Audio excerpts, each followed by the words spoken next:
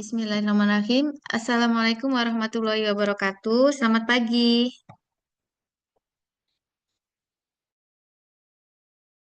Bismillahirrahmanirrahim. Selamat pagi. Assalamualaikum warahmatullahi wabarakatuh. Waalaikumsalam, selamat pagi Bu. Ya, terima kasih udah bisa join Vicon pagi hari ini.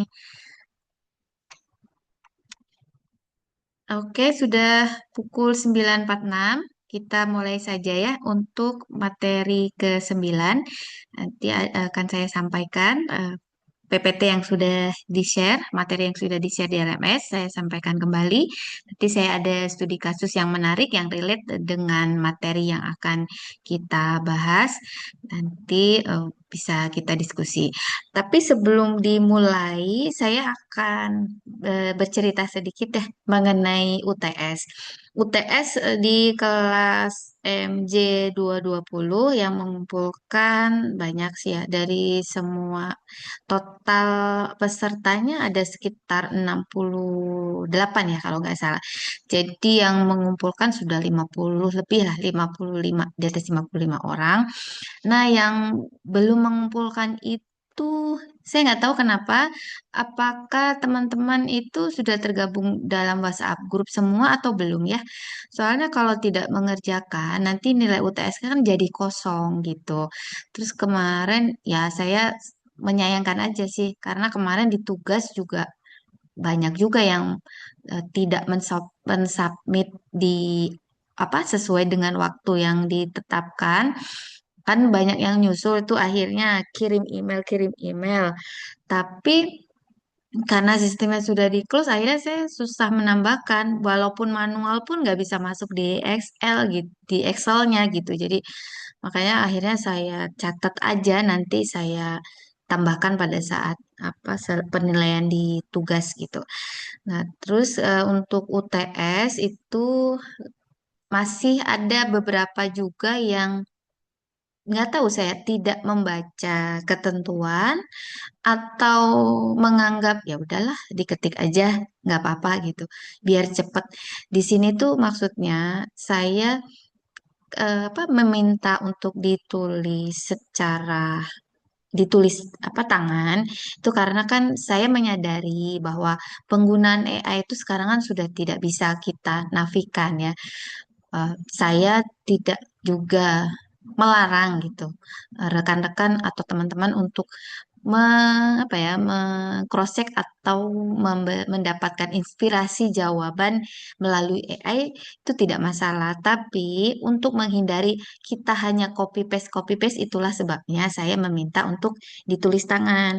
Jadi kalau ditulis tangan itu minimal kita baca lagi. Kalau kita baca kan otomatis pasti ada yang nyangkut di otak kita gitu.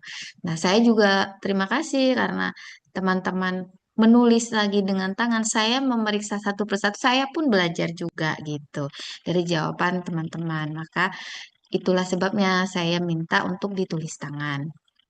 Nah, lalu yang kedua juga, saya juga heran kenapa masih saja ada yang tidak mengumpulkan ujian gitu. Padahal dari kampus kan juga sudah memberikan batas waktu yang sangat panjang menurut saya. Jadi ada 14 hari ditambah lagi dengan 3 hari lagi gitu, 17 hari totalnya.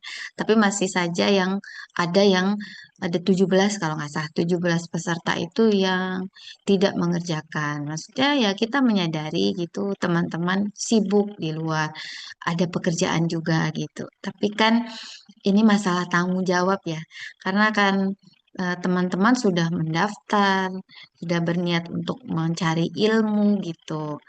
Paling tidak ya, waktu memang harus diatur, manajemen waktu. Dan untuk ketentuan juga apa yang disebutkan oleh dosen manapun, maksudnya dosen pengampu mata kuliah apapun, kalau misalkan memberikan ketentuan pada ujian atau tugas, ya kita mohon untuk dipatuhi. Karena kalau kita sudah masuk ke bangku kuliah di kelas, mau kelas online ataupun kelas konvensional yang ada di kita datang ke kampus, kita sudah menanggalkan profesi kita di luar.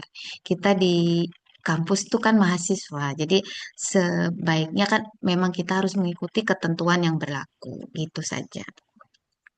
Oke, kalau misalkan teman-temannya itu masih ada yang belum join di grup WhatsApp untuk pengantar bisnis, ya, coba teman-teman diajak atau di-share. Jadi mereka tidak telat info ya, tidak telat info jika ada tugas, jika ada ujian atau apa. Jadi nanti pada saat akhir penilaian nilainya jadi komplit gitu kan. Saya juga tidak mengharapkan kalau ada teman-teman yang nilainya tuh di bawah standar ya, kayak di bawah B kan jadinya nanti mempengaruhi nilai kan nggak bagus juga gitu. Itu kan demi kebaikan teman-teman sendiri sih sebetulnya. Oke, itu saja.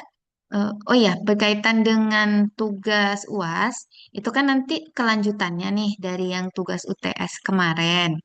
Jadi kan ini sudah masuk ke materi 9. Nanti mulai apa ya, dicicil seperti dicicil aja gitu ya. Menulisnya, membuat infografisnya materi 9 tuh mengenai apa sih? Ini kan materi 9 kan mengenai perilaku dan motivasi karyawan.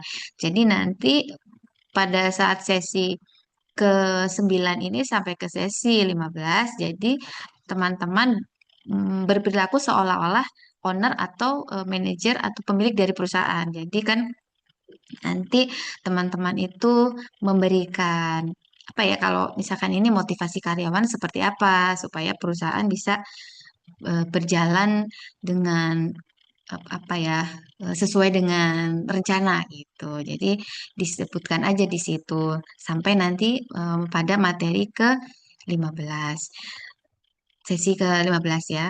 Lalu nanti saya nggak minta untuk video lagi, hanya infografisnya saja. Baik, kita mulai saja materi sesi ke-9. Sebentar, saya akan share screen terlebih dahulu.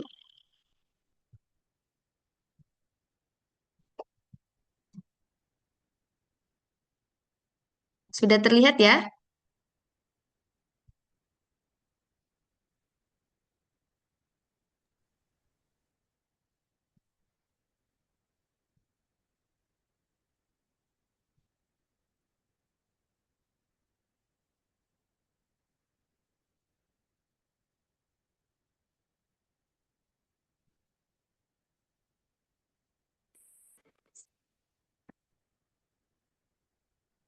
Oke, kita mulai saja.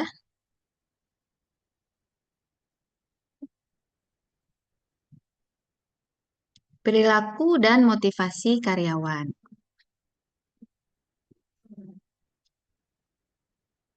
Baik, perilaku dan motivasi karyawan. Pekerja yang bahagia mampu bekerja sama dengan lebih baik bersama dengan orang lain, bisa memecahkan masalah, dan bisa membuat keputusan yang lebih baik.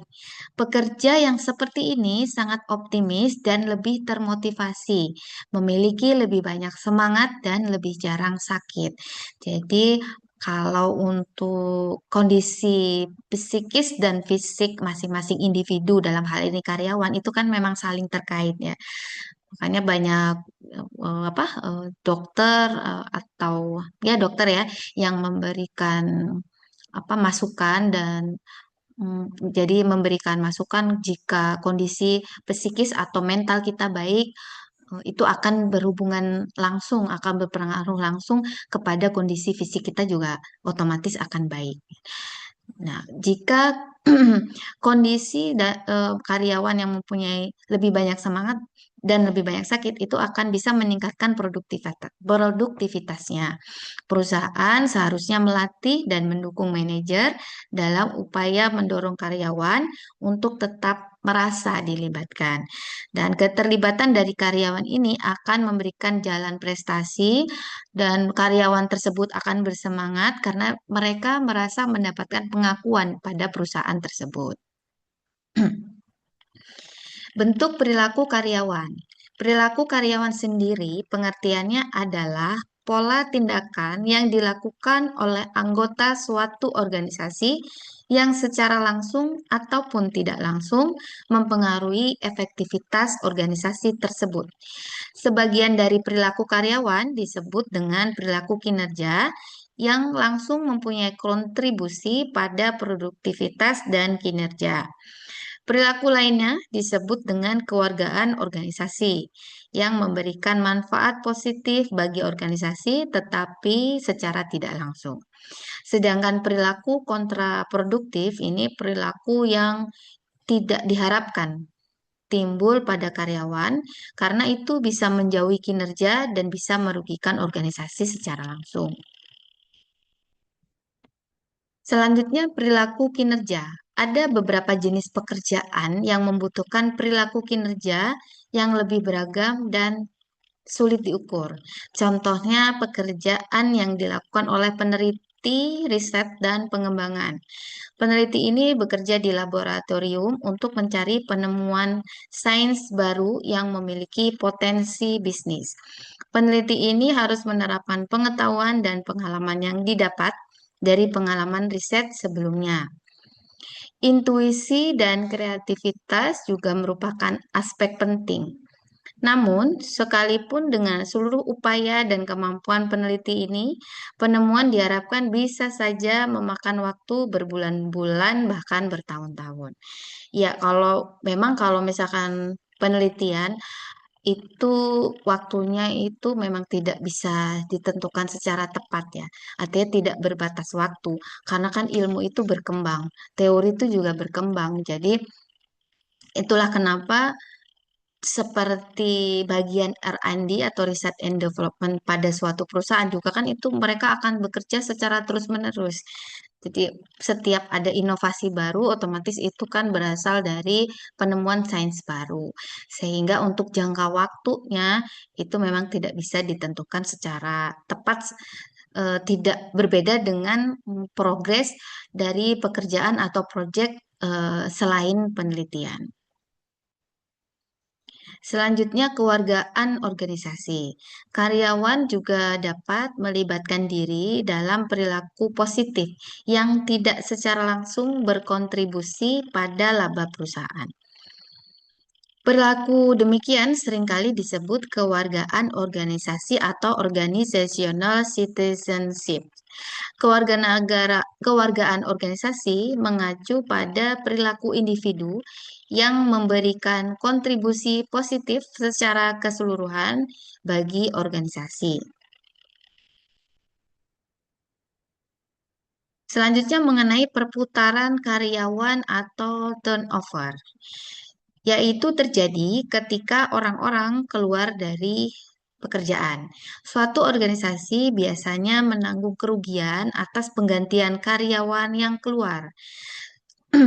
Kerugian itu bisa berupa kehilangan produktivitas selagi mencari pengganti, melakukan pelatihan kembali pada karyawan baru, kehilangan sejumlah uang atau ya kehilangan sejumlah karena mereka sudah memberikan benefit-benefit terlebih dahulu terhadap karyawan yang akhirnya mereka turnover atau keluar dari pekerjaannya. Selanjutnya, perputaran karyawan juga terjadi karena sejumlah faktor, di antaranya aspek-aspek pekerjaan. Misalkan dalam suatu perusahaan tersebut memberikan load pekerjaan yang sangat berat, misalkan jam kerjanya yang melebihi batas, atau satu karyawan bisa mendapatkan beberapa pekerjaan yang apa ya di luar jobnya gitu. Misalkan dia departemen keuangan, tetapi dia juga merangkap sebagai marketing, terus dia juga merangkap juga untuk SDM. Nah, itu biasanya akan memberikan load pekerjaan yang melebihi batas sehingga karyawan memilih untuk resign atau keluar dari pekerjaan tersebut. Faktor organisasi juga faktor dari individu itu sendiri. Jadi ada kalanya individu dari karyawan tersebut mempunyai mempunyai dimensi perilaku yang tidak loyal atau dia tidak mempunyai ketahanan dalam tekanan. Bisa jadi dia tidak nyaman sedikit, dia tidak mau beradaptasi, tetapi dia berpikir untuk mencari pekerjaan baru seperti itu. Faktor pasar tenaga kerja juga berpengaruh dan pengaruh dari keluarga. Kesesuaian individu pekerjaan yang kurang baik juga bisa menyebabkan perputaran karyawan. Lalu adanya perilaku kontraproduktif seperti yang sebelumnya sudah dijelaskan, mungkin juga lebih bisa menimbulkan kerugian bagi organisasi karena menimbulkan turnover. Lalu pencurian dan sabotase, misalkan seperti ada perusahaan yang bekerja di bidang yang sama, misalkan kompetitor, dia sengaja membajak dalam tanda kutip karyawan dari perusahaan tersebut dengan memberikan tawaran benefit yang jauh lebih baik dengan gaji yang lebih tinggi. Nah, itu mengiming-iming karyawannya sehingga dia akan berpindah. Nah, itu juga bisa menghasilkan kerugian finansial langsung bagi suatu organisasi atau perusahaan tersebut. Selanjutnya kita berbicara mengenai perbedaan individu antar karyawan. Apa sih yang menyebabkan sebagian karyawan lebih produktif dari karyawan yang lain, menjadi warga organisasi yang lebih baik daripada yang lain, atau lebih kontraproduktif daripada yang lain? Kita melihat setiap individu itu unik. Jadi perbedaan individu adalah atribut pribadi yang berbeda-beda antara satu orang dengan orang lain. Perbedaan individu bisa berbentuk perbedaan fisik, psikologis, dan emosional. Kategori dasar dari perbedaan individu terletak kepada kepribadian dan sikap masing-masing individu tersebut. Untuk kepribadian dalam kehidupan nyata, jadi kepribadian di sini adalah serangkaian atribut psikologis yang relatif stabil yang membedakan satu individu dengan individu yang lain.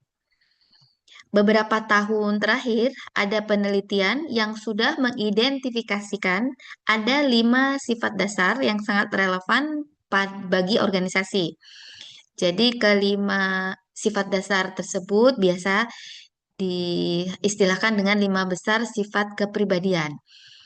Walaupun begitu, kecerdasan emosional meskipun tidak termasuk dalam 5 besar ini, dia juga sifat ini juga memainkan peranan yang lebih besar dalam kepribadian karyawan. Nah, ini ada salah satu dari teori yang dikembangkan oleh Lewis Goldberg, namanya yang disebut dengan teori sifat kepribadian atau Big Five Personality Traits.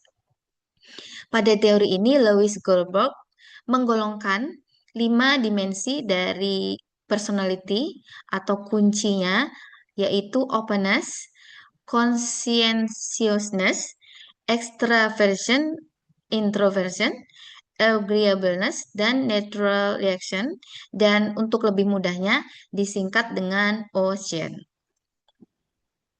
Nah, Big Five Personality Traits, O-nya openness to experience, C-nya atau C, conscientiousness, I atau E yaitu extraversion, atau yang contrary atau sebaliknya itu tadi introversion. Selanjutnya A atau E agreeableness, dan N neuroticism. Nah, kita jelaskan satu persatu di sini. Untuk openness to experience, yaitu terbuka terhadap hal-hal baru. Dimensi kepribadian ini mengelompokkan individu berdasarkan ketertarikannya terhadap hal-hal baru dan keinginan untuk mengetahui serta mempelajari sesuatu yang baru. Karakteristik positif pada individu yang memiliki dimensi ini cenderung lebih kreatif, imajinatif, intelektual, penasaran, dan berpikir luas. Sifat kebalikan dari openness to experience ini adalah individu yang cenderung konvensional dan nyaman terhadap hal-hal yang telah ada. Jadi dalam suatu perusahaan perlunya ada bagian personalia atau yang sering kita sebut sebagai HRD ini untuk apa ya, tugasnya dia untuk memetakan masing-masing individu karyawan itu berdasarkan dimensi kepribadiannya. Jadi kalau misalkan karyawan itu dia lebih cenderung kepada openness to experience ini, HRD pasti akan mengarahkan karyawan tersebut ada pada bagian R&D. Jadi R&D itu kan Research and Development ya. Jadi dia kan akan terbuka sekali, akan sangat bersemangat sekali jika ada inovasi baru. Jadi bagian apa inovasi ini kan bagian yang paling penting pada satu perusahaan, terutamanya perusahaan yang memproduksi produk barang ataupun jasa. Sedangkan yang konvensional atau tidak terbuka pada apa dia cenderung tidak terbuka terhadap hal yang baru, mungkin dia kurang kreatif atau dia lebih suka berada di zona nyamannya. Nah, itu juga perlu juga kepekaan atau strategi yang baik dari HRD, manajer untuk memberikan pelatihan atau coaching sehingga mereka juga bisa mengikuti jika terjadi inovasi atau ada hal-hal yang baru yang diterapkan dalam perusahaan tersebut. Selanjutnya dimensi conscientiousness atau kalau dalam bahasa Indonesianya sifat berhati-hati. Pada dimensi ini, pribadi cenderung lebih berhati-hati dalam melakukan suatu tindakan ataupun penuh pertimbangan dalam mengambil sebuah keputusan. Mereka juga memiliki disiplin yang tinggi dan dapat dipercaya. Karakteristik positif pada dimensi ini adalah dapat diandalkan, bertanggung jawab, tekun dan berorientasi pada pencapaian. Tentunya dalam suatu perusahaan itu diharapkan karyawan mempunyai sifat dimensi ini juga ya. Oleh karena itu kalau misalkan belum ada yang memenuhi, itulah fungsinya adanya training atau pelatihan atau FGD atau sesi konsultasi apa yang kurang sehingga kemajuan atau perbaikan dari perilaku masing-masing karyawan itu bisa apa tuh bisa tercapai. Sifat kebaikan dari consciousness adalah individu-individu yang cenderung kurang bertanggung jawab, terburu-buru, tidak teratur dan kurang dapat diandalkan dalam melakukan suatu pekerjaan. Nah, jika ada sekelompok atau beberapa karyawan yang mempunyai dimensi sifat seperti ini, nah itulah dia yang memang lebih diutamakan untuk diberikan training atau diberikan coaching sehingga terminimalisasi atau terminimais eh, apa hal-hal negatif yang akan ditimbulkan pada perilaku dari karyawan. Dimensi berikutnya adalah extraversion atau ekstraversi. Ini berkaitan dengan tingkat kenyamanan seseorang dalam berinteraksi dengan orang lain. Karakteristik positif individu ini adalah eh, individu itu senang bergaul, mudah bersosialisasi, bisa hidup berkelompok, dan tegas. Sebaliknya, individu yang introversion atau kebalikan dari extraversion adalah mereka yang pemalu, suka menyendiri, penakut, dan pendiam. Oleh karena itu, dalam suatu perusahaan pada awal mula perekrutan dari masing-masing karyawan, di situ ada bagian manajer HRD yang sudah bisa menangkap atau ini ya menilai masing-masing dari calon karyawan itu mempunyai dimensi extraversion atau introversion. Jadi kalau yang extraversion biasanya penempatannya pada yang bekerja di lapangan atau bekerja dengan tim. Misalkan marketing. Marketing itu kan memang dia akan intensitas bertemu atau berkomunikasi dengan pihak lain itu akan jauh lebih besar. Dia harus apa ya mempromosikan produknya sekaligus dia memberikan deskripsi terhadap produknya, bagaimana dia mengapproach terhadap calon klien, calon customer. Nah, itu membutuhkan kepribadian dimensi yang extraversion. Sebaliknya, berikutnya jika ada calon karyawan yang mempunyai kecenderungan dia introversion yang pemalu atau suka menyendiri, mungkin dia akan lebih tepat ditempatkan pada departemen misalkan keuangan atau engineering atau spesialis yang seperti itu sehingga dia cocok dan dia akan lebih produktif jika ditempatkan eh, dia jika ditempatkan pada suatu departemen yang dia lebih banyak atau dia cenderung bekerja sendiri. Selanjutnya dimensi agreeableness atau mudah akur atau mudah bersepakat. Individu yang berdimensi agreeableness ini cenderung lebih patuh dengan individu lainnya dan memiliki kepribadian yang ingin menghindari konflik. Karakteristik positifnya adalah kooperatif, dapat bekerja sama, penuh kepercayaan, bersifat baik, hangat, dan berhati lembut, serta suka membantu. Sedangkan karakteristik sebaliknya adalah mereka yang tidak mudah bersepakat dengan individu lain, suka menentang, bersifat dingin, dan tidak lama. Nah, dalam suatu perusahaan pasti ada saja gitu karyawan atau individu itu yang mempunyai dimensi sifat seperti ini. Ada yang dia maunya nentang aja. Dia kalau menerima perintah itu dia tidak langsung mengerjakan, tetapi ada yang arguing dulu, ada yang bargaining dulu atau apa. Nah, itu perlunya ada sinergi yang terkait antara perusahaan dengan masing-masing karyawan sehingga menciptakan suatu environment di dalam perusahaan tersebut sehingga masing-masing karyawan itu bisa bekerja sama dan bersinergi gitu. Tujuan dari perusahaan bisa tercapai walaupun masing-masing individu mempunyai dimensi dari kepribadian yang berbeda-beda. Selanjutnya, dimensi neurotism adalah dimensi kepribadian yang menilai kemampuan seseorang dalam menahan tekanan atau stres. Karakteristik positif dari neuroticism tersebut yaitu individu yang mempunyai emosional yang stabil, cenderung lebih tenang saat menghadapi masalah, percaya diri, dan memiliki pendirian yang teguh.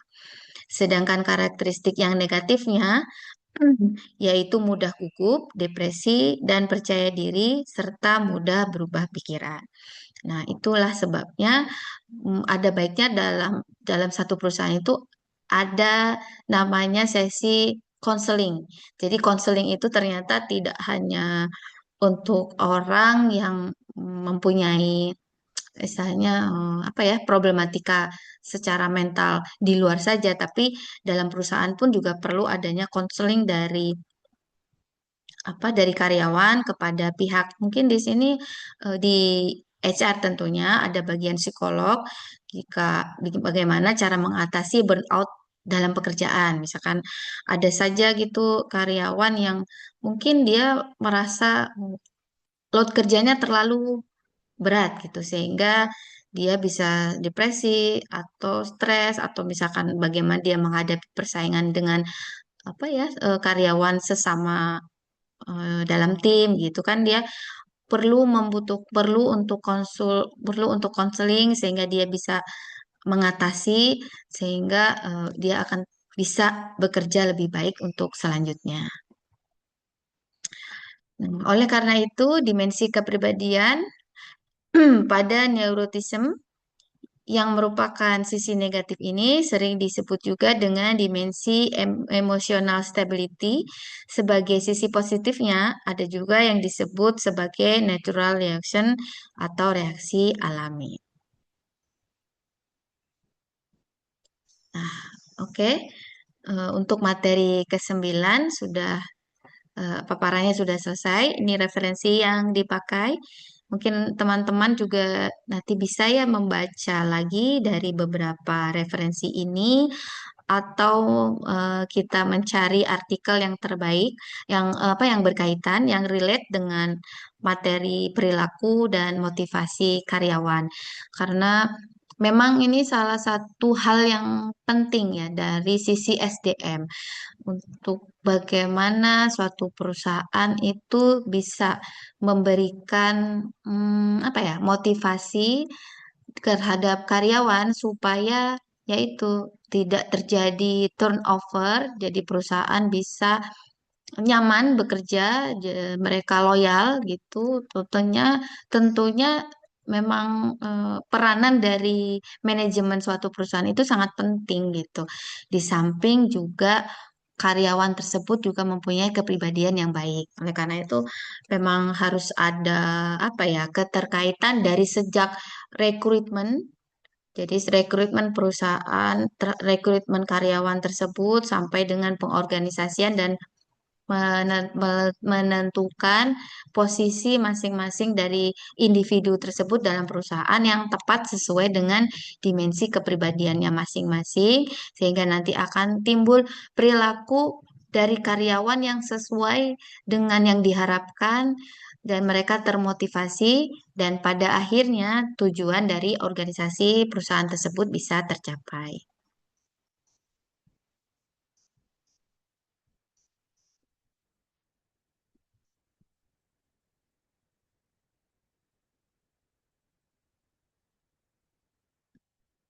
Baik, untuk materi ke-9 sudah saya sampaikan. Mungkin ada pertanyaan atau ada yang mau didiskusikan.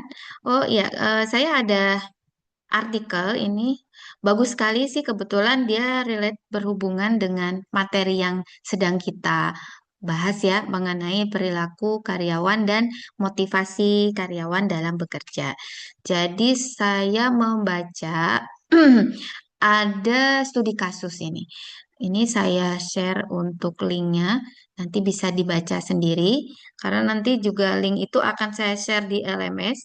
Saya mau minta tanggapan dari teman-teman, minta review sedikit mengenai studi kasus tersebut,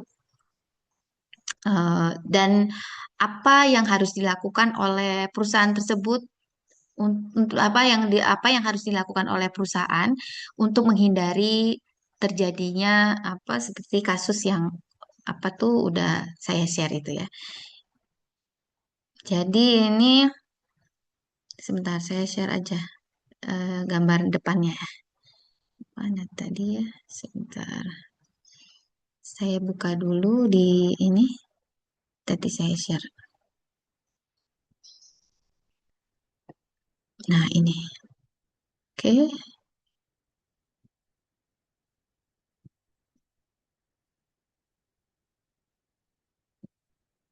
Ya, Foxconn. Nah, ini. Ya, sudah terlihat ya? Oke. Nah, ini tuh ada kasus pelanggaran dari suatu perusahaan yang bernama Foxconn, perusahaan besar di Cina. Jadi Foxconn ini adalah perusahaan yang memproduksi iPhone. Jadi Apple itu apa kalau bahasa mudanya itu dia mengalihkan, maksudnya mensubkan ya, mensubkonkan produksi daripada Apple itu kepada PT atau perusahaan Foxconn ini. Jadi Foxconn dia memegang kapasitas produksi dari Apple itu sebesar 80%. Jadi besar ya. Nah, dari Foxconn ini dia tercatat mempunyai karyawan sebanyak 800.000 karyawan. Kalau kita lihat gambaran luarnya, perusahaan ini memang besar. Dia kalau sudah ditunjuk bekerja sama dengan Apple, tentunya dia sudah mendapatkan apa terpilih itu berarti dia sudah melalui tahapan screening yang bagus ya dari Apple. Tapi ternyata dia secara internal ternyata dia tidak bagus terutama kepada karyawannya. Jadi dia pada tahun 2010 itu ada tragedi ya istilahnya. Jadi ada perusahaan karyawannya sejumlah beberapa karyawan lah 10 atau 15 itu sampai bunuh diri karena burnout dalam pekerjaan. Nah, itulah kenapa tadi kan sudah dibahas mengenai perilaku dari individu terhadap karyawan berikut dengan dimensi kepribadiannya.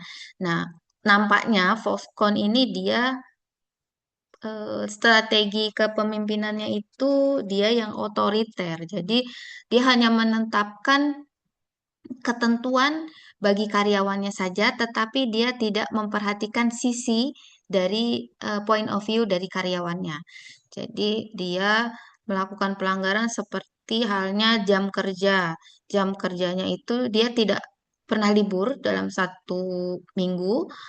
Lalu dia memberikan jam apa overtime-nya itu melebihi batas sampai 100 jam seminggu. Padahal untuk di Cina itu ketentuannya untuk overtime tidak boleh lebih dari 36 jam seminggu. Belum lagi mereka itu ternyata tidak merekrut karyawan berstatus karyawan tetap. Jadi mereka hanya banyak merekrut karyawannya dalam status outsource. Padahal untuk di Cina sendiri itu jumlah karyawan outsource dalam satu perusahaan itu tidak boleh melebihi dari 10%. Sedangkan Foxconn dia itu 40% karyawannya semuanya berstatus karyawan outsource, sehingga mereka tidak mempunyai security job yang jelas dan mereka tidak mendapatkan allowance atau jaminan pendapatan secara apa tetap, dan kalau dia sakit itu tidak dibayar. Nah, seperti itu. Jadi banyak pelanggaran yang terjadi sementara karyawan sudah terikat dengan kontrak di awal. Nah, itulah sebabnya akhirnya terjadi burnout karyawan, sehingga ada yang sampai bunuh diri, terus ada yang terakhir untuk di tahun 2023 juga, akhirnya ada demonstrasi besar-besaran. Mereka tidak mau, karyawan tidak mau melanjutkan eh, produksinya, sehingga Foxconn tidak bisa memenuhi kapasitas yang ditetapkan oleh Apple karena itu mereka tidak karena karyawan itu tidak mendapatkan perlakuan yang sesuai gitu.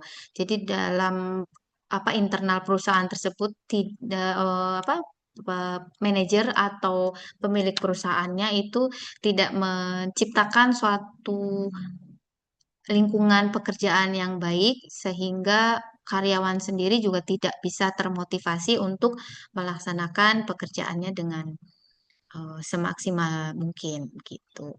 Nah, itulah pentingnya kenapa harus ada sinergi yang baik dari satu perusahaan atau organisasi untuk memberikan motivasi ya, motivasi terhadap karyawan itu kan bentuknya macam-macam. Bisa jadi mereka memberikan insentif, bisa jadi memberikan apa ya kayak semacam overtime atau cuti juga perlu. Jadi ada keseimbangan antara pekerjaan dan juga kehidupan pribadi dari masing-masing karyawan. Nah, seperti itu. Baik, sekarang kita diskusi aja. Ah, udah 7 menit lagi selesai.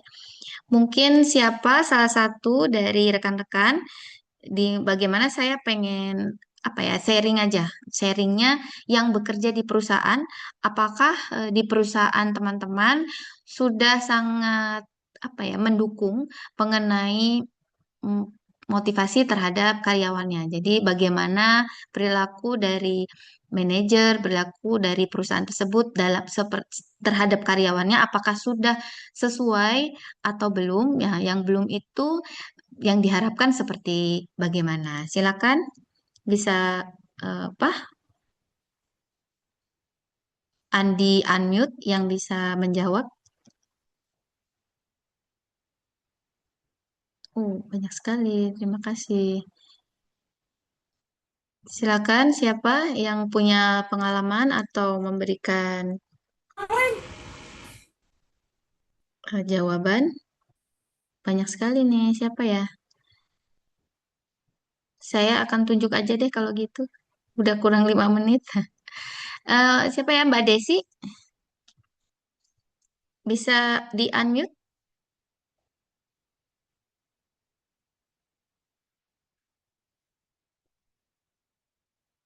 yang belum berbicara nih. Mbak Rena, minggu udah. Mbak Rena, Iya Bu. halo Mbak, gimana? Mbak kerja di perusahaan apa punya usaha sendiri? Saya sekarang kerja di perusahaan Bu. Oh, gimana? Gimana kalau di perusahaan Mbak Rena, apakah perusahaan sudah memberikan insentif atau perlakuan yang baik terhadap karyawannya sehingga karyawan bisa termotivasi dan mempunyai loyalitas yang tinggi untuk tetap berada di perusahaan yang Mbak Rena bekerja atau gimana? Oke. Iya Bu, kalau sebenarnya saya baru 1 tahun di perusahaan yang sekarang ini. Ya. Tapi saya melihat rekan kerja atau karyawannya itu cukup punya loyalitas yang tinggi karena saya melihat juga rekan-rekan saya itu banyak yang bekerjanya itu sudah lebih dari 5 tahun gitu, atau Hmm, ada yang 3 tahun gitu, atau ya. bahkan dari perusahaan itu berdiri gitu, masih ada Mhm, yang bekerja di situ. mhm, Dan ya mungkin itu juga karena faktor manajemennya yang menurut saya nggak terlalu strict seperti korporat gitu ya, karena ini memang mhm. masih startup yang baru mau mulai ke arah korporat gitu Bu. Jadi Oh gitu, oke. jadi untuk aturannya sendiri nggak terlalu strict, jadi Mhm, para manajemennya juga sangat terbuka terhadap masukan gitu. nggak mhm, ada nggak ada aturan yang ya ada aturan, ada SOP, tapi juga dijalankannya itu nggak semata-mata eh, terlalu itu tadi nggak terlalu strict, jadi Trik ya, eh, oh, para oke. jadi para karyawannya juga cukup nyaman gitu menjalankannya, dan mereka juga sangat terbuka atas kritik dan saran. Jadi itu tadi sih mungkin yang menurut saya menjadi salah satu faktor karyawan di sini itu loyalitasnya cukup tinggi. Betul, Seperti itu, betul. Bu. Jadi pihak manajemen tuh fleksibel ya terhadap karyawan gitu ya. Terus ya memang sekarang ini ada gini, jadi generasi yang sekarang tuh kan ya, Gen Z ya, Gen Z ya. Jadi mereka itu apa ya, lebih cenderung mudah berpindah gitu ya. Jadi kurang apa ya, untuk loyalitas terhadap perusahaannya itu kurang gitu. Makanya jadi harus ada strategi dari pihak manajemen yang baik juga sehingga tetap mempertahankan karyawannya, dia tetap loyal berada di situ. Tentunya dengan apa ya, ya seperti itu tadi, dia terbuka terhadap masukan dan saran itu boleh juga. Lalu kalau untuk insentif terus apa ya, pemberian cuti, lalu load kerjanya juga itu bagus ya Mbak di perusahaannya ya. Iya, kalau untuk insentif ya cukup baik sih Bu. Terutama kan kita Hmm. itu bergeraknya di bidang IT, jadi banyak Oh IT ya ya ya. project. Iya Bu, banyak Mhm. project. Jadi kalau misalkan ada ya project-project tambahan itu sudah pasti Mhm. bonus insentif itu dapat. Terus Mhm. juga untuk cuti, eh, untuk jumlah cutinya sih ya seperti pada umumnya gitu, tapi Mhm. enggak dipersulit gitu Bu. Kalau misalkan kita Hmm. mau mengajukan cuti itu ya eh, mudah gitu, selagi tidak ada kerjaan yang urgent yang harus dikerjakan, itu sih sangat mudah untuk mengambil cuti. Jadi Mhm. ya itu mungkin Bu salah satu Iya, faktor tambahan juga iya, karyawan di sini jadi betah gitu ya. iya, iya, iya, iya, bagus. Iya sih, memang begitu ya, karena memang iya. Jadi gini, dalam satu perusahaan itu tidak hanya melulu kita berfokus kepada karyawan. Karyawan yang direkrut dia harus loyal, dia harus baik, dia harus apa ya, berkualitas yang bagus. Tapi kalau tidak ditunjang dengan manajemen yang baik juga, itu juga nggak akan apa ya, perusahaan itu juga akan tidak bisa berjalan dengan eh, apa, berkepanjangan gitu. Jadi kalau memang manajemen sudah bisa atau mengerti menerapkan strategi yang betul terutama mengenai apa ya, perlakuan terhadap karyawan, otomatis karyawan itu sendiri perilaku yang timbul dia akan bersemangat bekerja dan motivasinya dia juga akan tinggi sehingga perusahaan itu juga akan apa ya, tujuan dari perusahaan itu juga akan bisa tercapai dengan sendirinya. Oke, terus yang lain mungkin siapa yang lagi ini sedang bekerja di perusahaan? Jadi kalau misalkan mengenai yang disampaikan mengenai sabotase kayak yang tadi itu kan, sabotase atau pencurian karyawan istilahnya, itu kan banyak terjadi ya di lapangan gitu. Jadi ada satu perusahaan yang sama-sama bergerak di, maksudnya bergerak di bidang yang sama, artinya mereka kompetitor satu sama lain. Nah, biasanya itu ada yang sistemnya dia seperti itu, dia memang sengaja untuk membajak gitu, karyawan yang berkompeten di kompetitornya untuk bisa ditarik ke perusahaan dia.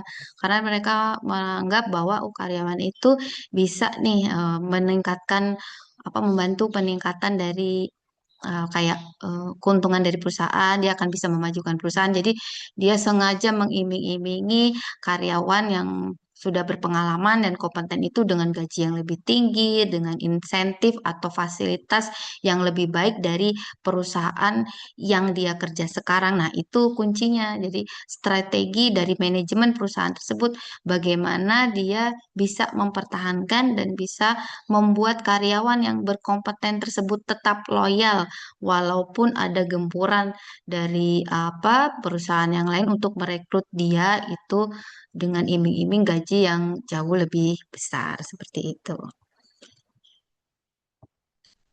Oke, ada pertanyaan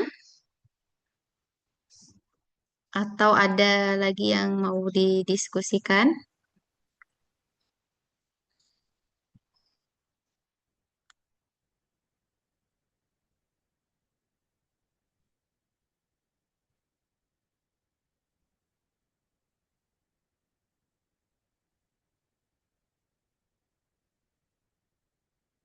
Baik, kalau tidak ada eh, spesifikon yang ke berapa nih kita? Keempat ya, keempat kali ini saya cukupkan sekian karena setelah ini saya juga ada Vicon yang berikutnya.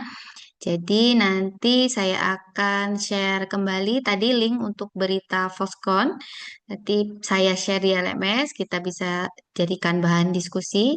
Jika rekan-rekan ini bisa dibalas di kolom komentar ya.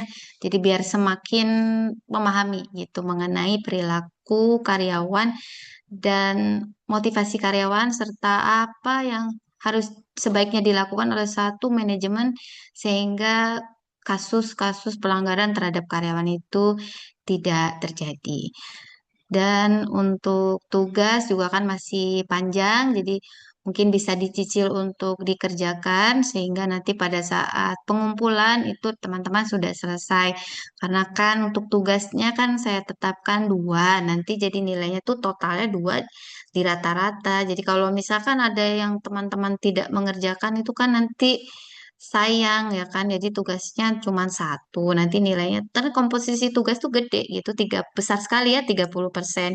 Jadi minta tolong ke teman-teman yang lain untuk bisa mengerjakan, jadi nanti nilainya itu juga akan baik lah gitu di akhir. Oke, terima kasih sudah join Vicon pagi ini, pagi menjelang siang.